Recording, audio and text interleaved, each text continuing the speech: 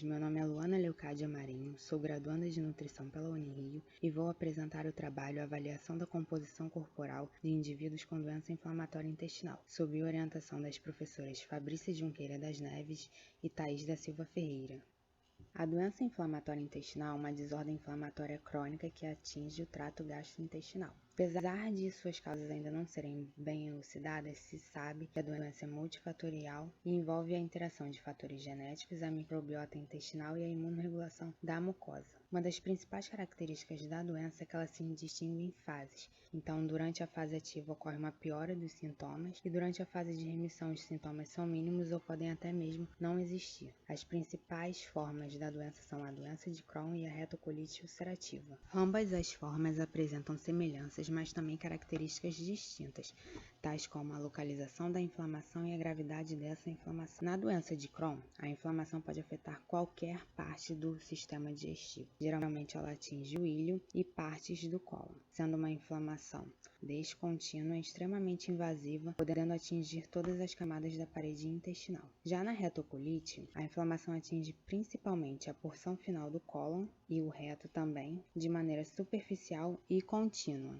Os sintomas acabam sendo semelhantes, mas cada tipo apresenta suas queixas características. Por exemplo, a diarreia e a fadiga é comum em ambas as condições. No caso, na doença de Crohn, as maiores queixas são de dor abdominal, dores nas articulações, náuseas e redução do apetite. Já as maiores queixas na retocolite são a presença de sangue e muco nas fezes. O tipo de doença inflamatória, a fase na qual a doença está, a localização e a gravidade da inflamação estão diretamente relacionadas ao estado nutricional do indivíduo, uma vez que os distúrbios no sistema digestivo afetam a absorção de nutrientes, podendo levar a uma deficiência de nutrientes e podendo comprometer ou agravar o estado nutricional do paciente. A doença inflamatória sempre é associada à desnutrição, mas o estado nutricional dos indivíduos que são acompanhados em ambulatório tende a ser preservado. É o que as evidências sugerem é que esses pacientes têm passado por um processo de transição nutricional, já que os estudos das últimas décadas têm mostrado um aumento na prevalência de obesidade e de anormalidade na composição corporal. A obesidade é definida como excesso de gordura corporal associada a um estado inflamatório crônico. A adiposidade visceral, que é a gordura que se acumula na região abdominal, que é a fração metabolicamente ativa da gordura, ela que é responsável pelo estado pró-inflamatório e parece que também pode fazer parte do processo atuante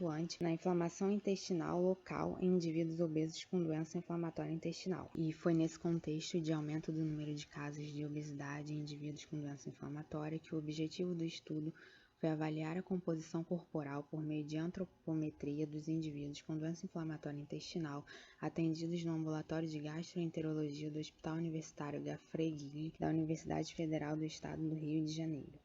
Trata-se de um estudo transversal desenvolvido com os indivíduos com diagnóstico de doença inflamatória intestinal de ambos os sexos que estão em acompanhamento no ambulatório de gastroenterologia do HUGG. Os dados foram coletados no período de outubro de 2016 a fevereiro de 2020. Foram excluídos do estudo indivíduos com idade inferior a 18 anos, com diagnóstico indefinido para doença inflamatória, as mulheres grávidas ou em período de amamentação. O estudo foi aprovado pelo Comitê de Ética da instituição e todos os participantes concordaram e assinaram um termo de consentimento livre e esclarecido. Os dados foram coletados através da aplicação de questionário com informações pessoais, sociodemográficas, uma anamnese clínica e alimentar. A avaliação nutricional foi realizada através da antropometria, onde foram aferidos o peso, a estatura, as circunferências do braço e da cintura e as dobras cutâneas, bicipital, tricipital, subescapular e suprailíaco. Os outros parâmetros antropométricos foram obtidos de forma indireta através de cálculos e de equações preditivas. Na análise estatística, as variáveis paramétricas foram apresentadas como média e desvio padrão, já as categóricas como valor absoluto e frequência. Na comparação entre os grupos, foi utilizado o teste T de Student nas variáveis paramétricas e o teste do Q quadrado nas variáveis categóricas. Foi utilizado um nível de significância de 5% e as análises foram realizadas no programa Microsoft Office 2016. Como resultados, obtivemos um perfil onde a maioria eram de mulheres, grande parte com ensino médio completo e a maior parte de etnia branca. A idade média foi de aproximadamente 51 anos. Quanto ao tipo de doença inflamatória, as proporções foram bem semelhantes, sendo a doença doença de Crohn ligeiramente maior do que a retocolite. O tempo médio de diagnóstico da doença foi de aproximadamente 10 anos. As características de maior predomínio do sexo feminino e de indivíduos com Crohn se assemelham aos estudos de alguns autores. Jardine e Beck encontraram maior prevalência de indivíduos com retocolite, já Andrade encontrou maior prevalência de não caucasianos. A idade média dos indivíduos deste estudo foi superior à de outros estudos. Essa diferença no perfil dos indivíduos pode estar relacionada à heterogeneidade das populações estudadas. Na análise antropométrica, podemos observar que os valores médios do IMC, da circunferência do braço, da dobra tricipital e da área muscular do braço foram significativamente diferentes entre os dois grupos, sendo os valores na doença de Crohn menores do que na retocolite. Na classificação da circunferência do braço, encontramos uma alta prevalência de desnutrição no grupo Crohn, que pode indicar uma depressão de tecido muscular. Quanto à classificação da circunferência muscular do braço, a classificação de desnutrição apresentou diferença significativa entre os grupos, sendo maior a prevalência de desnutridos no grupo Crohn. A classificação de desnutrição segundo a circunferência muscular do braço indica a perda de reserva de tecido muscular. Na avaliação da composição corporal, identificamos que 60% dos indivíduos com doença inflamatória, independente do tipo de doença, apresentaram excesso de gordura corporal.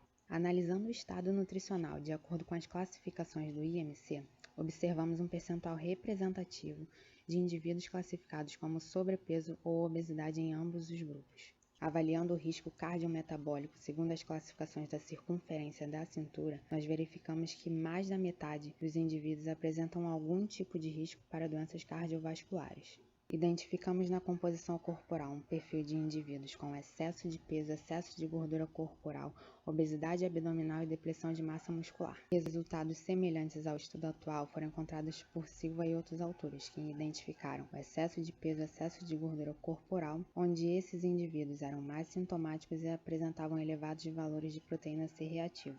Do mesmo modo, Andrade e outros autores constataram a depressão muscular, o excesso de peso, a obesidade abdominal e maiores frequências de desnutrição segundo a circunferência do braço e a circunferência muscular do braço em pacientes ambulatoriais em Recife. Uma revisão sistemática de Bryan e outros autores encontrou que o IMC e a gordura corporal eram menores no grupo Crohn do que no grupo retocolite. Machado encontrou maiores percentuais da circunferência da cintura elevada e de gordura visceral excessiva em pacientes com Crohn quando comparados com uma população saudável. Já o estudo prospectivo de Bryan, que acompanhou adultos com doença inflamatória por 2 anos, constatou uma tendência de aumento do IMC, da gordura corporal e da circunferência da cintura, ao mesmo tempo em que houve uma diminuição da massa muscular. Ainda não há consenso a respeito das alterações da composição corporal na doença inflamatória intestinal, mas através desses resultados foi possível constatar que há sim anormalidades na composição corporal dos indivíduos com doença inflamatória quando eles são comparados com a população saudável. Ainda não há consenso a respeito das alterações da composição corporal na doença inflamatória intestinal, mas através desses resultados foi possível constatar que há anormalidades na composição corporal nos indivíduos com doença inflamatória quando comparados a populações saudáveis. Como conclusão, identificamos altas prevalências de sobrepeso, de gordura corporal e de depressão muscular.